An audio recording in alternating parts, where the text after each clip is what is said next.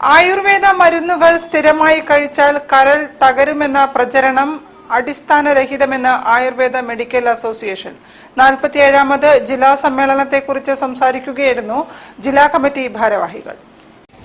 47ാമത് ജില്ലാ സമ്മേളനം കോഴിക്കോട് സ്പാൻ ഹോട്ടലിൽ വെച്ചിട്ടാണ് ഈ പ്രോഗ്രാം നടക്കുന്നത്.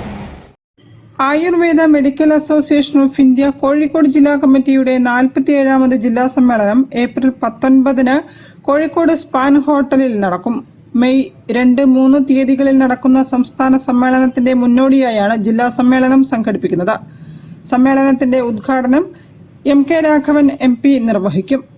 സോഷ്യൽ മീഡിയ കണ്ടന്റ് ക്രിയേറ്ററും നടനുമായ സതീഷ് വാര്യർ ചടങ്ങിൽ മുഖ്യാതിഥിയായി പങ്കെടുക്കും. വിവിധ ഉദ്യോഗസ്ഥരും സംഘടനാ നേതാക്കളും ചടങ്ങിൽ സംബന്ധിക്കും.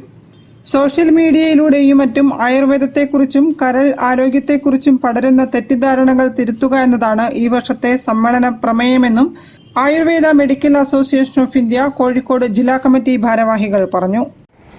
ഇന്ന് സോഷ്യൽ മീഡിയയിലൂടെ ആയുർവേദത്തിനെയും പ്രത്യേകിച്ച് ആയുർവേദം കരൾ രോഗങ്ങൾ ഉണ്ടാക്കുന്നു എന്നുള്ള രീതിയിലുള്ള വ്യാജമായിട്ടുള്ള ഒരുപാട് കരുതി കൂട്ടിയിട്ടുള്ള പ്രചാരണങ്ങൾ ഈ മേഖലയിൽ നടക്കുന്നുണ്ട് എന്നുള്ളതാണ്. അത് വിരലെണ്ണാവുന്ന ചില ഡോക്ടർമാരാണ് ഇതിന് നേതൃത്വം കൊടുക്കുന്നത്. അത് രണ്ട് വൈദ്യശാസ്ത്രങ്ങൾ തമ്മിലുള്ള ഒരു പ്രശ്നമേ ആയിട്ടല്ല ഒരിക്കലും ഇത് നിങ്ങൾ ഇതിനെ കാണേണ്ടത്. ഇത് ഈ അലോപ്പതി മേഖലയിലുള്ള ഏതാനും ചില ഡോക്ടർമാരുടെ താല്പര്യത്തിന്റെ ഭാഗമായിട്ടാണ് ഈ ആയുർവേദത്തിനെതിരെയും പ്രത്യേകിച്ച് ഇത് കരൾ രോഗങ്ങൾക്ക് കാരണമായി തീരുന്നു എന്നുള്ള രീതിയിലുള്ള വ്യാജ പ്രചാരണങ്ങൾ നടക്കുന്നത്. വാർത്താ സമ്മേളനത്തിൽ ജില്ലാ പ്രസിഡന്റ് ഡോക്ടർ അഭിലാഷ് BG, ജില്ലാ secretary doctor Sandeep K, organising committee chairperson doctor Shaiju O എന്നിവർ സംബന്ധിച്ചു. News bureau, Kozhikode. വാർത്തകളിൽ ഒരു ഇടവേള.